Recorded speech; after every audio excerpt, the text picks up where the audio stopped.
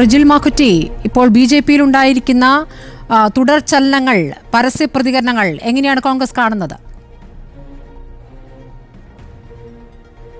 സ്മൃതി, യഥാർത്ഥത്തിൽ ബി.ജെ.പിക്ക് ഒരു തരത്തിലും വളർച്ചയില്ലാതിരിക്കണം എന്ന് ആഗ്രഹിക്കുന്ന ആളുകളാണ് ഞങ്ങൾ. കാരണം ബി.ജെ.പി ഒരു രാഷ്ട്രീയ പാർട്ടിക്കപ്പുറത്തേക്ക് ഒരു വർഗീയത മാത്രം പറയുന്ന, വെറുപ്പ് മാത്രം പറയുന്ന തെരഞ്ഞെടുപ്പ് രംഗത്തേക്ക് മനുഷ്യ മനസ്സുകളെ തമ്മിലടിപ്പിക്കാൻ ശ്രമിക്കുന്ന ഒരു പ്രസ്ഥാനമാണ്. അപ്പോൾ ആ പ്രസ്ഥാനം എങ്ങനെയെങ്കിലും തകരണം എന്ന് ആഗ്രഹിക്കുന്ന ആളുകളാണ് ഞങ്ങൾ. അപ്പോൾ സ്വാഭാവികമായും അവരുടെ സ്വയം കൃതാനാർത്ഥം അവർ ആ രൂപത്തിലേക്ക് എത്തിക്കൊണ്ടിരിക്കുന്നു എന്നുള്ളതാണ്.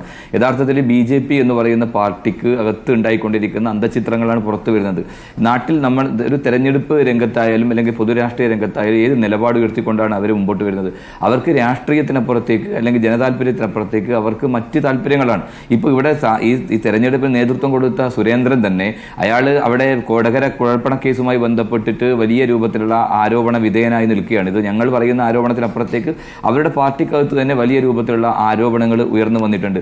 കേരളത്തിന്റെ സമീപകാല ചരിത്രത്തിൽ ഇതുപോലെ അഴിമതിക്കാരനും ഇതുപോലെ കൊള്ളക്കാരനും ഇതുപോലെ കള്ളപ്പണക്കാരനുമായ ഒരു സംസ്ഥാന പ്രസിഡന്റ് ബി.ജെ.പിക്കകത്ത് ഉണ്ടായിട്ടില്ല. വർഗീയത പറയുന്നതിൽ അവർ മുന്നിലാണെങ്കിൽ പോലും സുരേന്ദ്രൻ ഇത് രണ്ടിലും ഒരുപോലെയാണ്. ഒരു വർഗീയത പറയാനും ഒരു മടിയില്ലാത്ത ആളാണ്, അതുപോലെ പണം കൊള്ള നടത്താനും ഒരു മടിയില്ലാത്ത ആളാണ് എന്ന് നമുക്ക് എല്ലാവർക്കും അറിയാം. അപ്പോൾ അങ്ങനെയുള്ള ഒരാളാണ് ആ തെരഞ്ഞെടുപ്പ് നയിക്കുമ്പോൾ പാലക്കാട് ജനങ്ങൾ വിഡ്ഢികളൊന്നുമല്ലല്ലോ. അവർ കൃത്യ ബോധ്യമുണ്ട്. തെരഞ്ഞെടുപ്പ് രംഗത്തൊക്കെ പ്രചരണ രംഗത്തൊക്കെ പറഞ്ഞ കാര്യങ്ങളൊക്കെ നമ്മുടെ മുമ്പിലുണ്ട്. ഇതാ നിങ്ങളെ കൽപ്പാത്തി ഉൾപ്പെടെ ഇതാ വഖഫ് കൊണ്ടുപോകാൻ പോകുക എന്നൊക്കെയുള്ള പ്രചാരവേലയാണ് അവർ നടത്തിയത്. തീർച്ചയായിട്ടും അവർക്ക് മറ്റു തരത്തിലുള്ള പ്രചാരവേലകളുമായി മുമ്പോട്ട് പോയി സ്ഥാനാർത്ഥി പ്രഖ്യാപനത്തിനകത്ത് ജയിച്ചു, ഞങ്ങളാണ് പാലക്കാട് പിടിച്ചടക്കി, അതുകൊണ്ട് പ്രതിപക്ഷ നേതാവിന് വേണ്ടി കണ്ടകശനിയാണ്, രാജിവെച്ച് പോകേണ്ടി വരും എന്നൊക്കെയാണ് പറഞ്ഞത്. ഏത് ആത്മവിശ്വാസത്തിലാണ് അയാൾ ഇങ്ങനെ പറഞ്ഞതെന്ന് നമുക്കറിയാൻ സാധിക്കില്ല. കാരണം പാലക്കാട് ബി.ജെ.പിക്കകത്ത് അതിശക്തമായ രൂപത്തിലുള്ള പ്രതിഷേധങ്ങൾ ഉണ്ടായിട്ടുണ്ട്.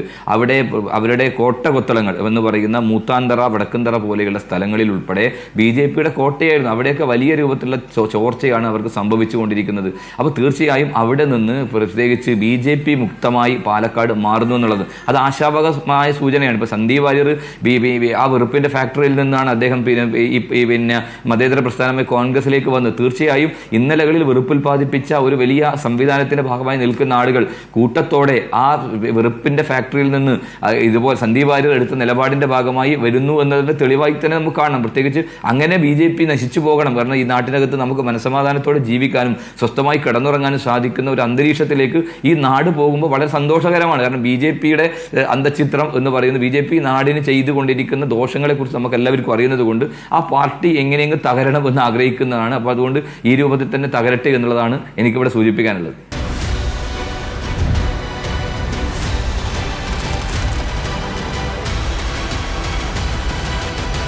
Debate with Smriti Paruthikad.